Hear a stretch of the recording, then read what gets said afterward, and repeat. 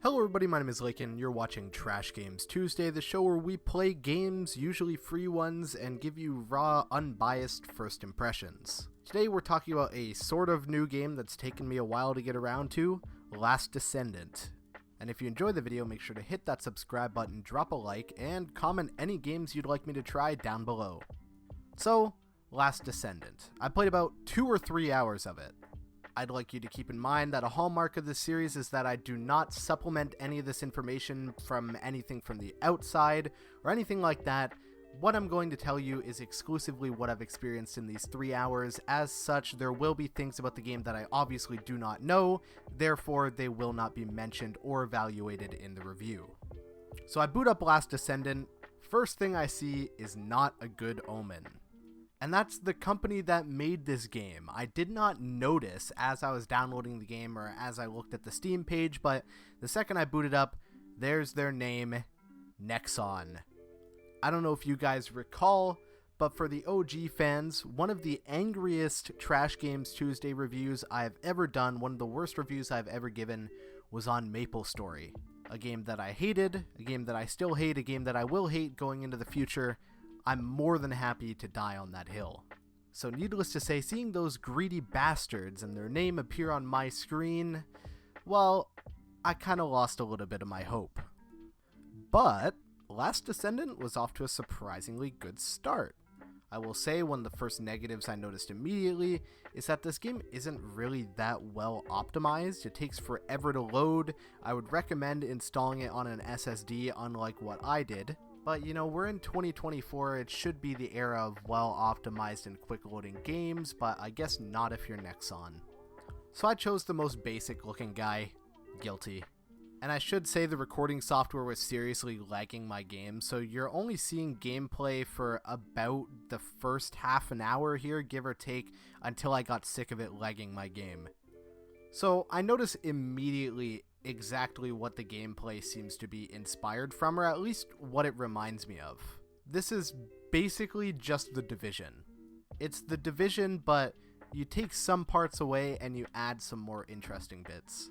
One of the bits I especially enjoyed is the grappling hook, which is really fun to use, and the kind of movement tech with it and how you can just kind of spam it across the ground, combine it with bee-hopping to basically just send yourself flying across the map, I found really fun. I don't know if it's intentional though. And of course, the gunplay is good.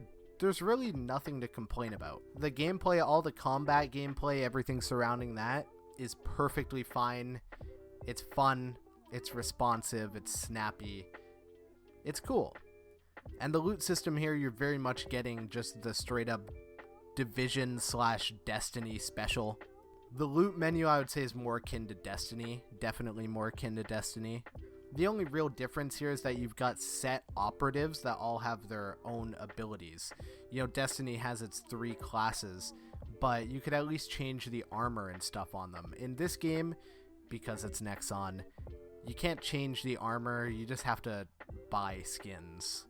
And of course, if you know Nexon, you knew there was going to be some sort of microtransaction involved at some point, and I'm pleased to say, oh yeah, there's plenty of them. One of the first things I saw on my gear screen is something that I have long criticized on this series and other series, a battle pass. Because what is a game in the modern era without a battle pass? Single player, multiplayer, doesn't matter. It's gotta have a battle pass, right? And what's the battle pass got in it? The answer is probably nothing you'll care about. I take a look through the store, I notice some absolutely classic pricing conventions here. The scummiest kind. For example, and keep in mind, I'm recording this a little bit after I played the game, so I'm not going to have exact numbers here. But I believe getting a new Descendant or a new operator, character, whatever the hell you want to call it, costed you about 400 of this currency.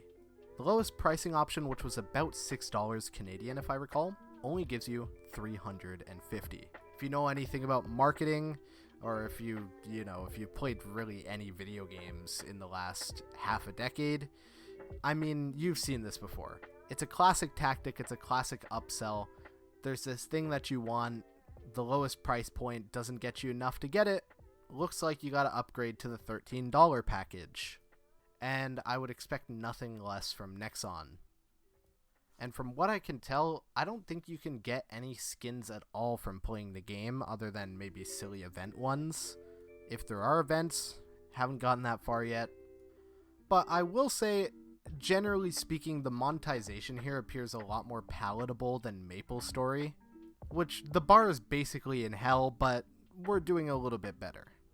Like I said, the gameplay is fun, soundtrack's kind of half-assed, but everything is, it's good here. It's a full package. It doesn't feel like a cheap money-making cop-out. It feels like they actually did put effort into this thing. And I almost forgot to mention another thing that happened right when I booted this game up.